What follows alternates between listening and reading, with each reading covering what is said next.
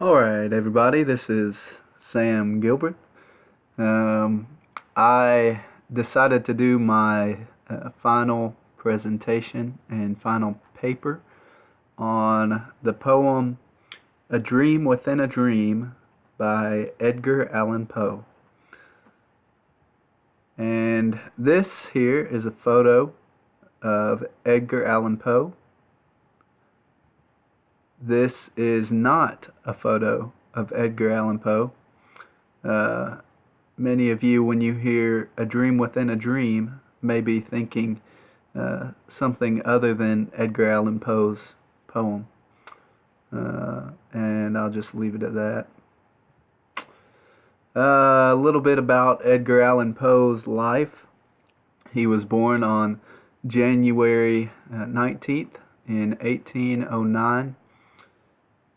One of the best known and well loved poets in American history. That would be him. Many people in American history have loved him and his writings. Some of his most famous works would be The Fall of the House of Usher, The Telltale Heart, and The Raven. And he is also the author of the poem that this presentation is about, A Dream Within a Dream. A little bit more about his life. In 1827, he joined the United States Army and published his first collection of poems that year. And that was entitled, I think you say, Tamerlane and Other Poems.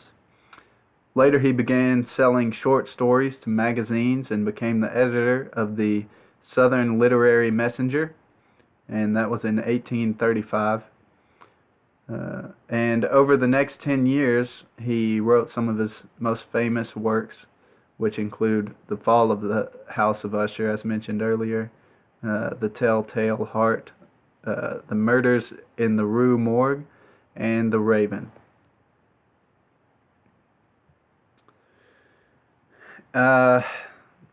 Interesting little fact, in 1836 he married his cousin. Her name was Virginia. Later, several years later, his wife died of tuberculosis, and after his death was really when his life went downhill. He became involved in several romantic affairs.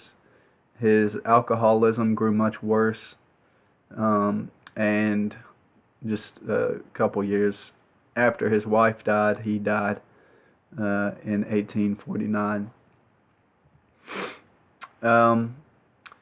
He just before he died, he published this poem that the presentation is about, A Dream Within a Dream. And so I think that this poem probably reflects the inner turmoil that Poe was probably dealing with around that time when he would have written this, because his wife had just died, so he was probably having some inner turmoil. And that shows up in this poem, as we'll see later on. The poem contains a panicking hopelessness throughout the poem, and it focuses on the frailty and fleeting qualities of life. Alright, and here's the poem, and I'll just go ahead and read it to you. A Dream Within a Dream, it says, "Take this kiss upon the brow, and in parting from you now, thus much let me avow, you are not wrong who deem that my days have been a dream, yet if hope has flown away, in a night or in a day, in a vision or in none, is it therefore the less gone? All that we see or seem is but a dream within a dream. I stand amid the roar of a surf-tormented shore, and I hold within my hand grains of the golden sand. How few, yet how they creep through my fingers to the deep, while I weep, while I weep. O God, can I not grasp them with a tighter clasp? O God, can I not save one from the pitiless wave? Is all that we see or seem but a dream within a dream? Um, Obviously, you can notice really easily his use of rhyme and rhythm, very easily noticeable. I believe this is in iambic tetrameter, which is 4 iambic feet. It has an AABB rhyming pattern, which would mean the first line rhymes with the second, and the third with the fourth, and so on. And I think it has a very smooth and pleasant flow to it, just overall. Context, context, context. Poe had just lost his wife, and I think that's part of the inspiration for this poem. The first line says, "Take this kiss upon the brow, and in parting from you now." And it sounds, that line sounds like he was talking about his wife who had just recently passed. It's the imagery of him speaking to his late wife at her funeral as he kisses her goodbye on the forehead. From there, the narrator goes from mentioning a death of a loved one to considering his own life. He says, "Thus much let me avow, you are not wrong who deem that my days have been a dream." The narrator says that his days have been a dream, and in dreams, often it is hard to determine the difference between what is real and what is imaginary. It goes on to say, "Yet if hope has flown away in a night or in a day, in a vision or in none, is it therefore the less gone? All that we see or seem is but a dream within a dream." And here the narrator relates his struggle with hope. I wrote that it seems to have flown away and is gone. He may not know when his hope flew away or whether it flew away literally or figuratively, but he does know one thing, and that is that his hope is gone. He then says that everything in life amounts to a dream within a dream. And what I say to that is, if a dream is mysterious, hazy, confusing, and fleeting, which I believe it is, then how much more so a dream within a dream? And if you've ever seen Inception, then you know it can get pretty trippy pretty fast. The next stanza continues, "I stand amid the roar of a surf-tormented shore, and I hold within my hand grains of the golden sand. How few, yet how they creep through my fingers to the deep." The surf-tormented shore, I think, probably represents all human life. Being surf-tormented, life in general is hard and unpleasant and difficult. The narrator is shown to be holding his little handful of life in his hands, but he cannot stop the sand from falling between his fingers. He cannot stop his life from progressing. Soon his hands will be empty, just as his life will soon end. It goes on to say, "While I weep, while I weep." And this line has repetition and an exclamation point, which adds emphasis and serves to show how deeply concerned the narrator is that he cannot do anything to stop what's happening.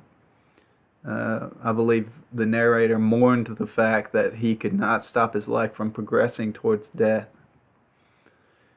It goes on to say, "O God, can I not clasp them with a tighter clasp? O God, can I not save one from the pitiless wave? Is all that we see or seem but a dream within a dream?" These last lines show the urgency and panic of the narrator. He appeals to deity, to God, and he doesn't really specify which God or who he's talking to, but obviously he's appealing to deity, begging for an answer to his questions. I believe he wants to know if there's any way to stop this horrible progression towards death that he's been speaking of. The poem ends with the same statement that was made at the end of the first stanza, but this time it is posed in the form of a question. is all that we see or seem but a dream within a dream. So he just reworded that in the form of a question. And I think this is a sign that since the narrator stated this as a fact earlier, that shows that he knows this statement is true, but now as he forms it into a question, he reveals that he does not want to accept it as a fact. He wishes life were more than just a dream within a dream. My conclusion is that this poem is very well written and is extraordinarily thought-provoking. The subject appeals to all of mankind because everyone will one day die, obviously. This is a subject that most people do not want to deal with, but one that everyone must one day confront. Poe does an excellent job describing how life is fleeting and death comes for everyone. He also expresses well the emotions that people feel when pondering the brevity of life. From a Christian point of view, this poem is easy to appreciate because it causes one to think about eternity and the looming afterlife. This poem is recommendable to everyone because it evokes emotion and important subjects which need to be thought about. Everyone should read this poem, but not only that, people should search for the truth about life and death, the surface of which this poem only scratches. And I believe if people truly search for the meaning and the truth about life and death, that God, through general revelation, will lead them into a knowledge of the gospel. But that's it, and there's my bibliography. Hope you have enjoyed my presentation, and I will see most of y'all next semester.